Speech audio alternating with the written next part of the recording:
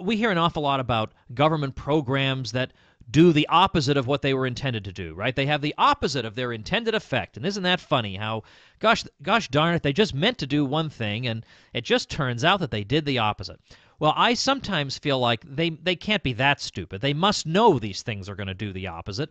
And sometimes they want it to do the opposite. They want to benefit some industry that will incidentally be benefited by the failure of a particular program. I'm going to give you an example in just a moment.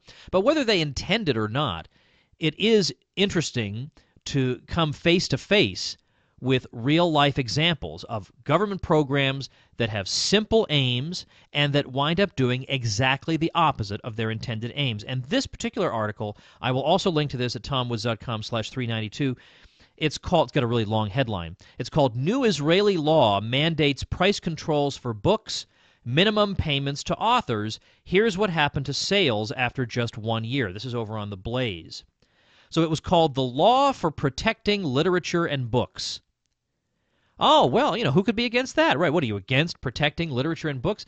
But of course, to the contrary, it tremendously damaged literature and books. And you listeners of this show already knew that, even without even knowing the provisions of the law. You already knew that. And here's what the terms of the law stated. Any new book that's been on the shelf for 18 months or less may not be offered at a discount. It's got to be sold at the cover price. So until it's a year and a half old, you can't put it on sale. In other words, you can't have a sale on it. You can't lower the price. During that same time period, Israeli authors will be guaranteed to earn a minimum of 8% of the price of the first 6,000 books sold and 10% of all subsequent books sold. Well, okay, this will be great, right? This will guarantee that books will sell at a price that publishers consider fair. Notice the consumer does not enter into the picture here. What the consumer considers fair does not enter into the picture.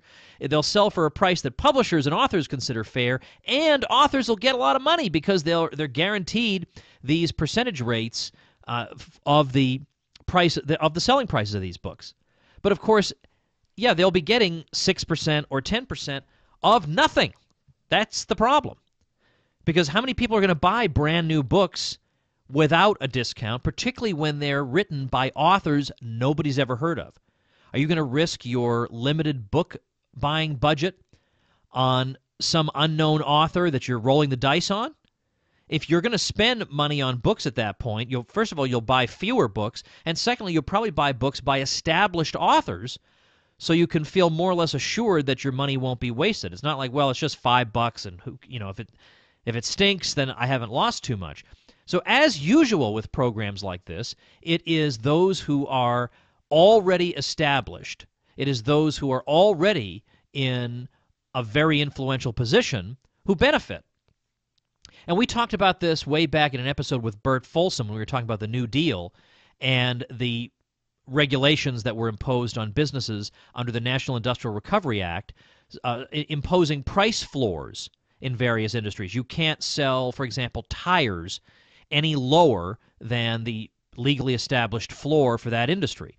But of course, that means that up-and-comers can't distinguish themselves through lower prices. I mean, they're not as well known, so the one way they can get out there and distinguish themselves is through offering lower prices. And of course, the big tire manufacturers knew that. Hello, of course they know that. Like, we can't assume that these people are stupid. They know that that's the outcome of a law like this. That the one way that their potential up-and-coming competitors can maybe get some business for themselves is by competing on price.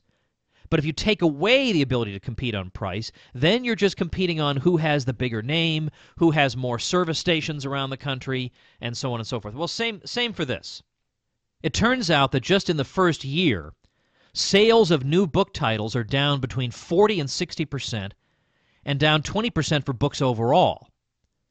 Then children's book sales have gone down by about 25%. That when apparently customers go to the children's book area, they see how high the prices in the book area are, and they go right for the toy department. This was supposed to provide a living wage for people who write these books. But of course, people are earning less money than before. And unless you are absolutely consumed by envy and hatred, Simple logic should have told you that that would be the outcome. Here's a quotation from the article itself. Publishers have been hesitant to bank on new writers under the government mandate because they don't want to take the financial risk on books they're not allowed to put on sale. So if you're an up-and-coming writer, it's even harder for you to get through the door in the first place because a publisher doesn't know, well, should we roll the dice on somebody who's untested? Because if this person doesn't do so well, we can't even fall back on the old tried-and-true method of selling his book at a discount. We're not allowed to do that anymore. And then continuing on, from a consumer perspective, those looking for new books are less likely to drop some $25 on the debut novel of a writer they've never heard of. And then they quote somebody who's been active on this.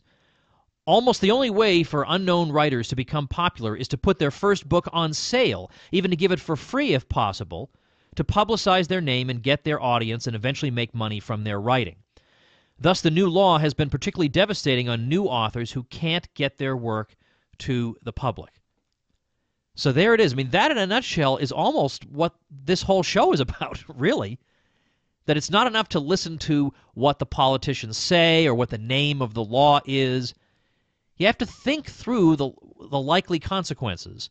And you'll find that it's not going to be the case that you go from a, let's say, suboptimal situation from your point of view to a wonderful situation. You may go from a suboptimal situation to a downright dire situation.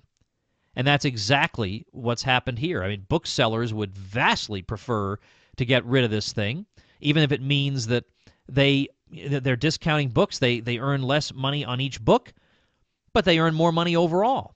And authors, no doubt, would like to get out of this because, yes, they are earning more dollars per book, but they're selling vastly, vastly fewer books.